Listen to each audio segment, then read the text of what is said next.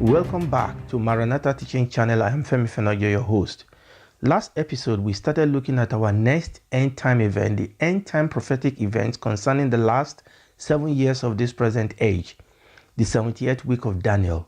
In Daniel chapter 9, verses 24 to 27, God gave Daniel a prophetic message containing a blueprint for world events revolving around Daniel's people, the Jews, and his holy city, Jerusalem. During this period, Israel is once again the focus of events in the Bible.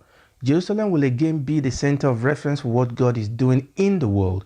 It is important that the tribulation be seen as a period of Israel history and that we do not mix God's program for Israel and Jerusalem together with his program for the church.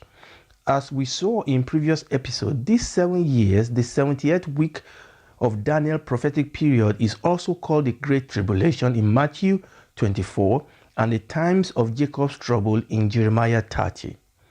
Couple of scriptures call this same period the day of the Lord. For example, Zephaniah chapter 1 verses 14 to 18. The great day of the Lord is near. It is near and hasted greatly, even the voice of the day of the Lord. The mighty man shall cry there bitterly. The day is a day of wrath, a day of trouble and distress, a day of wasteness and desolation, a day of darkness and gloominess, a day of cloud and thick darkness, a day of the trumpet and alarm against the fenced city and against the high towers.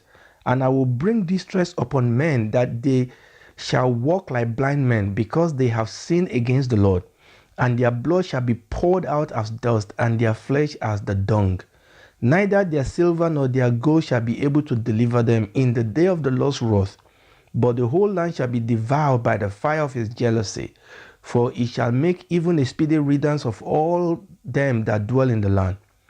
In Isaiah chapter 61 verse 2, the same period is also called the day of vengeance of our God.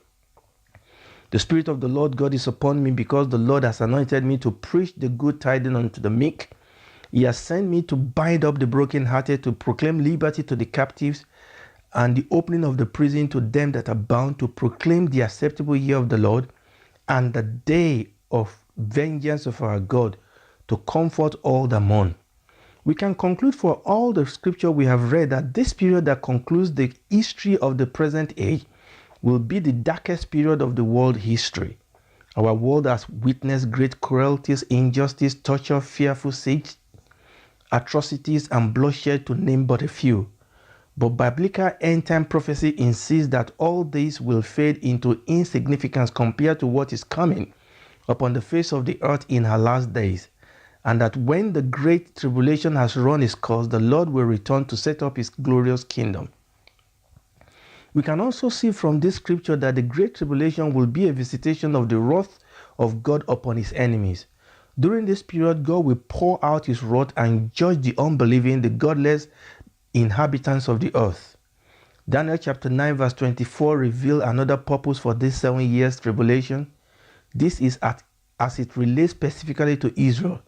Daniel 9:24 states 6 things that God will accomplish regarding the Jewish people during a period of 490 years. That's a period of 7 years times 70.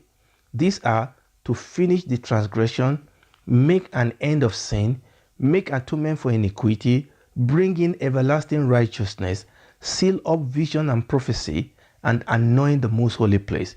By the end of the 490 years, God will have completed his discipline of the nation of Israel and accomplish the purpose is set out so clearly in Daniel chapter 9 verse 24. Daniel 9:27 sets the stage and provides a timeline framework of the last 7 years of this age. Other scriptural end-time passages then fit into this framework and provide fine details of events that will happen in various sections of this period. Daniel 9:27, and he shall confirm the covenant with many for 1 week, and in the midst of the week he shall cause the sacrifice and the oblation to cease, and for the overspreading of abominations he shall make it desolate, even until the consummation, and that the famine shall be poured upon the desolate. From this verse we understand, 1, that this period will cover exactly 7 years, not 6 years, not 8 years, or any other numbers of years for that matter, but exactly 7 years. 2, the 7 years will be divided into 2 equal parts. 2 period of 3.5 years, or 2 period of 42 months, or 2 period of 1,260 days. Number 3, Daniel revealed definite and precise events that will trigger or mark the beginning, the middle, and the end of this 7-year period. I am aware of the controversies around the term Great Tribulation. Does it refer to the whole 7 years period, or does it refer only to the last half of that period? Some people will insist that the term tribulation refers to the full 7-year period, while the term Great Tribulation refers only to the second half of the tribulation. I really don't think this is such a big issue. It is sometimes made out to be, as long as we understand what God is accomplishing in these 2 periods of the 7 years. Indeed, as we shall see in later episodes, most of the terrible judgment will occur in the second half of the 7 years. In this presentation, however, I will use the term Great Tribulation to refer to the event of the entire 7 years period, while at the same time acknowledging the similarity and the contrast between the 2 halves of this period. If you disagree with my approach, that is absolutely okay. At this junction, we need to deal with a common mistake many people, including well-known ministers, make when talking about the tribulation in the Great Tribulation. Yes, you heard me right, the tribulation in the Great Tribulation. The term tribulation, as the Bible applies it to Earth's last 7 years, is specific and unique, and must not be confused with the general use of the word to Christian experience down the church age. For example, in John chapter 16 verses 32 and 33, the Lord Jesus told the disciples, "Behold, the hour cometh, yea, is now come, that you shall be scattered, every man to his own, and shall leave me alone. And yet I am not alone, because the Father is with me. This thing I have spoken unto you, that in me you might have peace. In the world you shall have tribulation, but be of good cheer, I have overcome the world."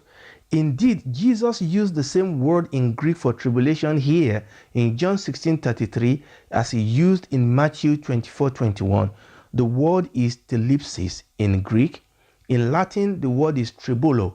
It means a pressing together or pressure, to press as grapes, to press hard upon. By implication, it means oppression, affliction, distress, persecution, anguish, or trouble. We must not confuse the general biblical use of the word tribulation with the unique and specific use of the word as it relates to the last 7 years of planet Earth, the 70th week of Daniel.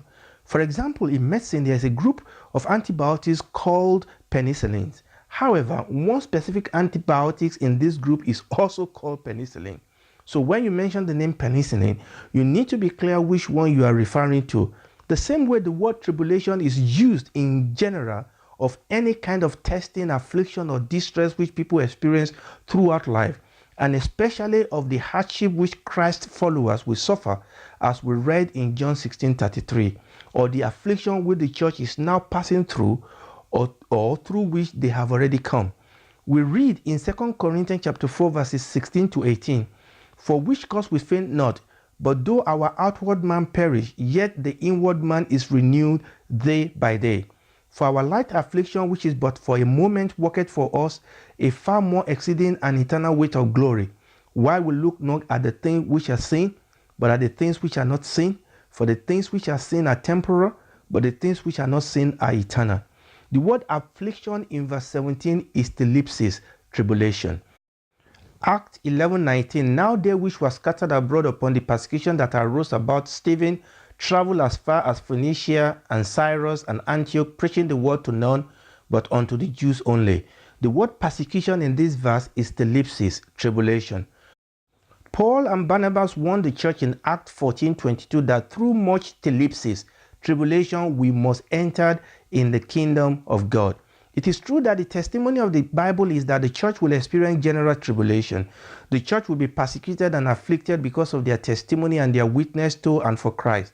However, the Bible also refers to a specific eschatological period of tribulation, a time of trouble, a time of unprecedented affliction, a special time of judgment from God that will come upon the entire world.